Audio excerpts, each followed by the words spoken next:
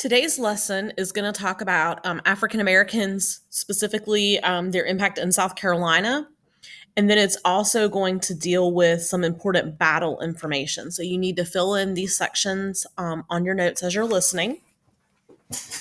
And we're going to begin with an important person called Robert Smalls. He was a mulatto slave. Mulatto means he was mixed, he was half white, half black. And he was used by the Confederacy to drive ships around Charleston Harbor. Basically, he had been like a boat pilot, and he knew everything about Charleston Harbor. He knew when the tides were going to change. He knew where sandbars were, that kind of thing. And so he was used by the Confederacy with the consent of his owner. Now, at some point, he did purchase his freedom, but he hadn't been able to purchase the freedom of his family. And so on May 13th, 1862, he and other slaves on his ship called the Planter took advantage of the white officer's night off to steal the ship. So basically, Robert dressed himself up as the white boat captain. They had similar builds, and he knew how to stand like the captain.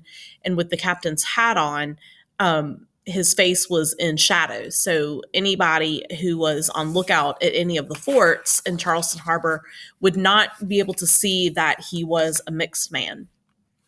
Because they worked on this ship all the time, they knew all of the signals to give to the Confederate lookouts. These were done with the whistle on the boat.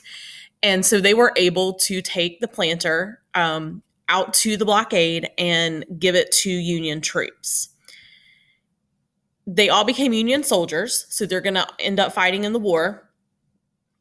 And then they also were able to give that strategic information to the Union troops about the defenses around Charleston Harbor, how many soldiers were in each fort, when they, changed lookouts and things like that. And then also Robert was able to pass on the information he knew about the sandbars and things of that nature, and places that would have been not guarded as much as others. And so he was able to pass on this information, as well as participate in the fight for his freedom. They did take their families with them, so their families also got out. And then Robert Smalls is actually going to go on after the war to become a congressman from South Carolina and help to write our new Constitution that's going to give equal rights to everyone.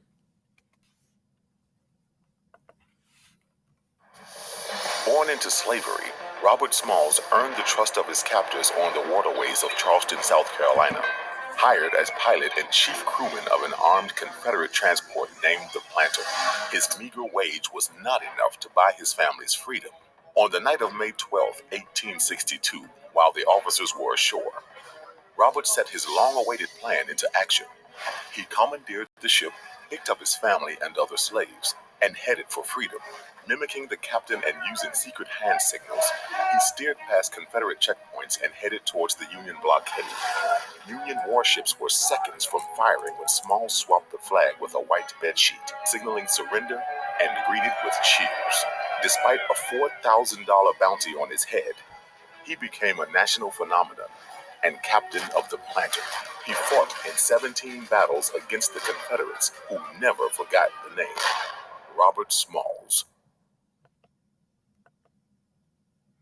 And then the other group that I want to touch on here is the 54th Massachusetts. So they were a group from Massachusetts, but they were all Black soldiers with white officers. That was the deal. That was the only way people would approve, there being Union troops that were African American. And they were sent from Massachusetts to Charleston. So most of the forts in the Charleston area at that time were still under Union or Confederacy control. And their job was to constantly fire on the Union blockade. So Lincoln obviously wants to protect those ships. And so he is going to have his commanders plan an assault on different forts. So on July 18th, the one that is chosen is Fort Wagner. And I am going to use that term very loosely because it's really not a real fort. It's in your mind, you should not be picturing like a wooden building. This is a sandbag fort. So they filled up bags with sand. They're going to use the sand dunes as part of the structure, and then they're going to make the rest of it with those sandbags. But because of its location, um, it was able to really do a lot of damage to the blockade. And so they're going to send in troops, and the group that's going to lead the charge is the 54th Massachusetts, and they're led by Robert Gould Shaw. He's down here. He was from a very prominent Boston abolitionist family.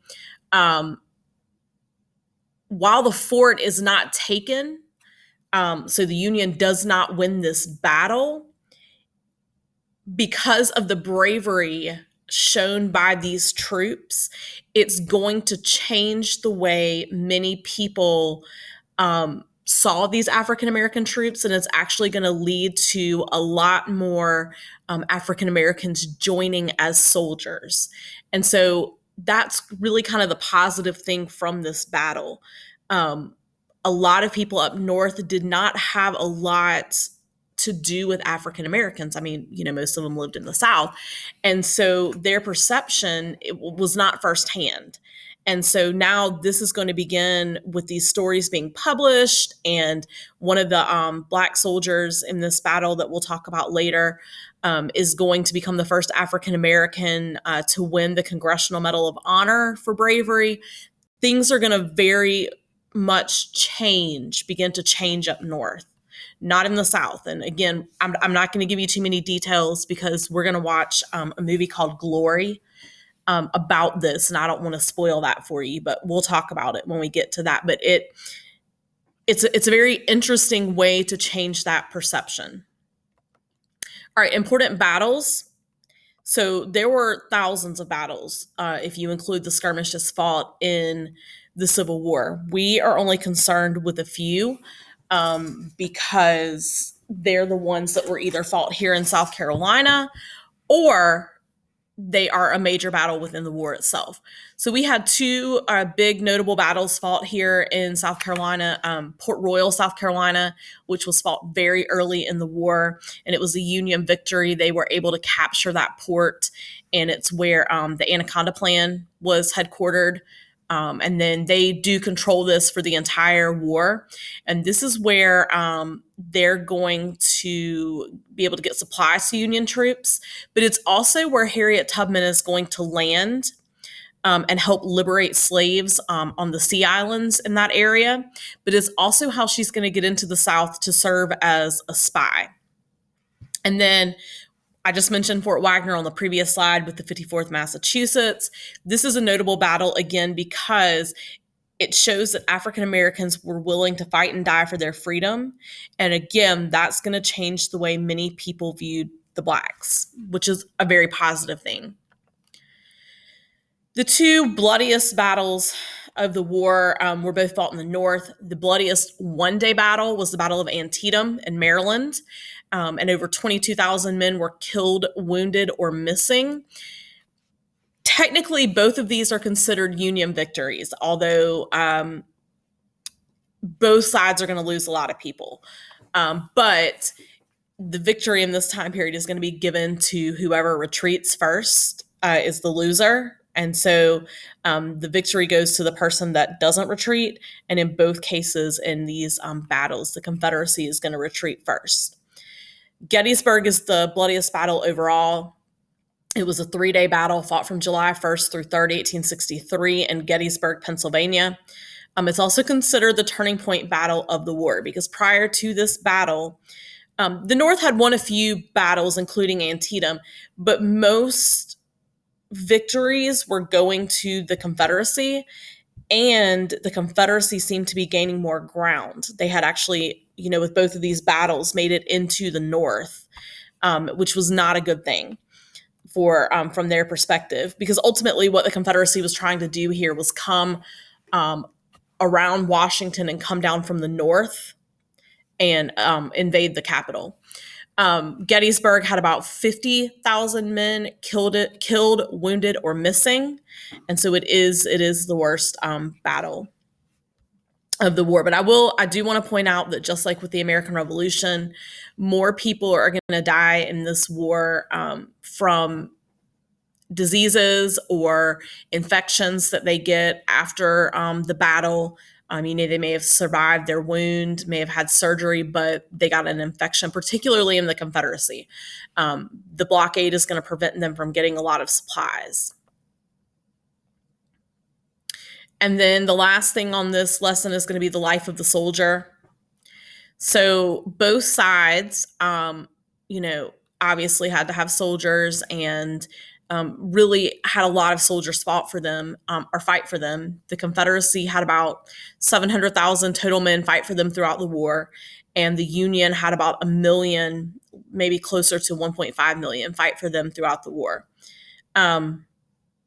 And of course, the Union is going to have probably a slightly higher death number because they had more soldiers fight.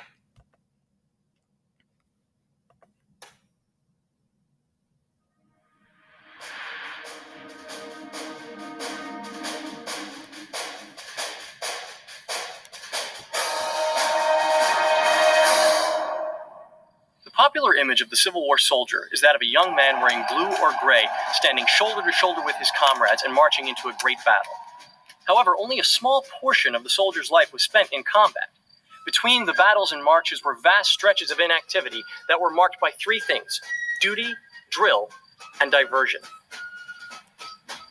The day begins at dawn with the bugler blowing reveille. At this, all the men rise from their tents and fall in for roll call. At this point, men are assigned to the various fatigue duties, manual labor that keeps the army running. This can include cooking, cleaning, building roads. In the cases of artillery or cavalry, this includes the care and grooming of horses.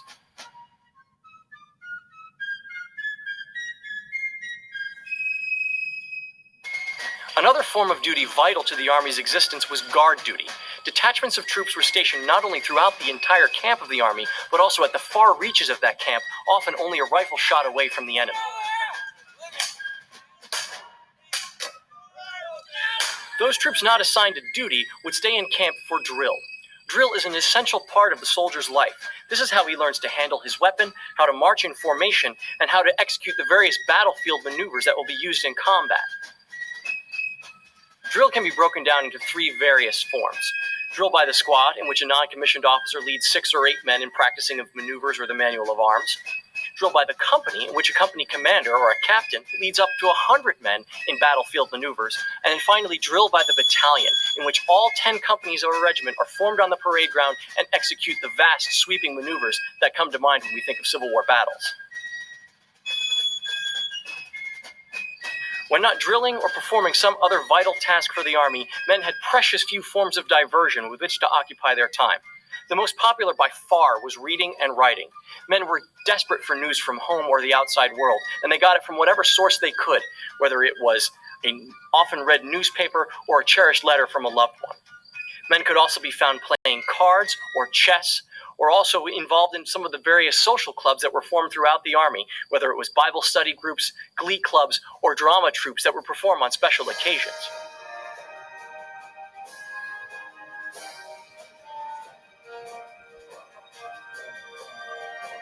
Whether he wore blue or gray, these are the activities that filled the soldier's life between the great battles that decided the fate of our nation.